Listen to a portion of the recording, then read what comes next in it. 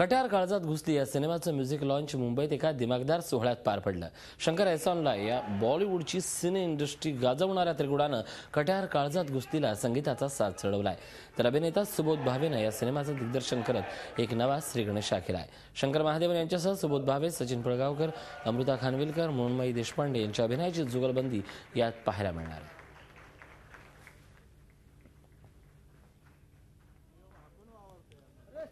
Abhisheki बुवांचा compose केलेले जे गाणे आहेत ते स्टँडर्ड बरोबर आपला गाणं पण जेव्हा येणार तर असं नाही वाटलं पाहिजे की काहीतरी सुपरफिशियल आहे म्हणून।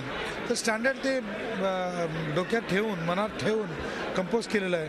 तर अँड आजपर्यंत जे पण गाणं बाहेर आलं आहे, सूर आणि रागाचं हो, दिल की तपिश, खूप मला प्रोत्साहन मिळालं आहे, अप्रिसिएशन मिळालं आहे। So I think it's a big achievement for us. मी इतका भव्य सिनेमा थिएटरमध्ये जाऊन बघता आणि त्याचा आनंद घेता माझ्या समोर तो घडत होता। सो मला काय आनंद होत असेल किंवा कुठल्या लेवलचा आनंद होत असेल, आय थिंक हे कल्पनाही करू शकत नाही कोणी। ते नाटकामध्ये मला असं वाटलं की खूप बंदिस्त झालंय। नाटकाच्या मर्यादांमुळे फार गोष्टी दाखवता आल्या नाहीत। तर मला असं वाटलं आयुष्यात कधीतरी जर संधी मिळाली मला तर मला याच्यावर सिनेमा करायचा आहे आणि ती संधी माझ्या निर्मात्यांमुळे आली आणि मला करता आला। त्यामुळे आता असं वाटतं की हां, आता सर्कल पूर्ण झालं। झी 24 तास रहा एक पाऊल पुढे।